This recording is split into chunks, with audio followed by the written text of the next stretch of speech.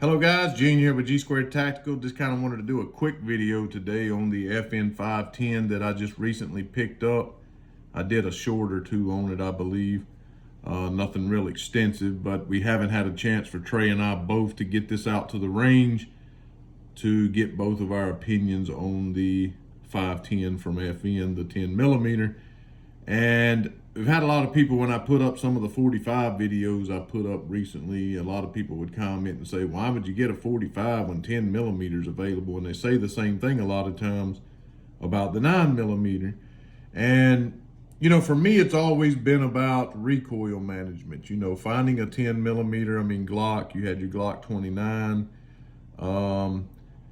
I think there was a few other offerings, maybe from Springfield, where you had a more compact version of a 10 millimeter that was actually carryable, but, you know, being able to use it effectively from the, you know, from the hot 10 millimeter round and mitigating that, that recoil and being able to stay on target, a lot of times will become a problem. And if you lost your grip or wasn't holding it tightly enough, for a lot of people, women, even people with arthritis, people getting older like myself, lose your grip a little bit on that thing and you start having failure feeds and things of that nature. So just mitigating that recoil and having something you can actually use has been a real struggle. I had a couple of 1911s, obviously with the way a 1911 is designed and the overall 1911 weight, they obviously done really well. They mitigated the recoil quite nicely. But again, they're kind of big, bulky, not really carryable. Then I got both of the Smith & Wessons, the 2.0, the 10 millimeter 2.0, the standard one, and then I got the Performance Center. And out of all the 10 millimeters that I've ever shot, I must admit, as much as it pains me to admit, that the Performance Center 10 millimeter definitely mitigated or managed the recoil better than any other 10 millimeter that I've shot. Maybe even right there with the 1911s. Get some hate mail for that, I'm sure, but it's the truth for me anyway.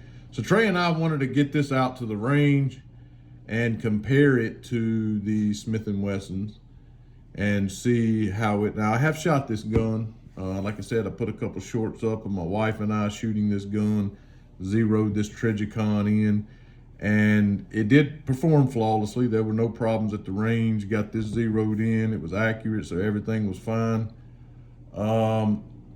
So, you know, no problems with that. But again, we both wanted to get our hands on it, both shoot it, both have an opinion about which one we thought handled the recoil the best, and was this worth, you know, the price tag. I think I paid like $7.99 plus tax. Throw a $500 optic up here, you know, you're in for what, $1,300 or something. Put you a light on here, another $100. You got a $1,500 gun in your hands. But like with most FNs, it did come with a nice hard case. I'm sorry, a cloth case, an FN cloth case like FNs typically do. Very nice case.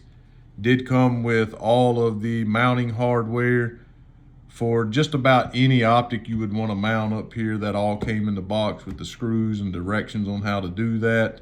I did opt to go with the Trigicon on this one. The sights did not seem to come up into the glass quite as far as it did on my 509, so I stayed away from the Leopold on this one. But we did get it zeroed in. Like I said, had no problems. As with most every FN I've ever had, the only real beef I had was with the horrible trigger. Very, very gritty. Just not a great trigger for the price of the gun.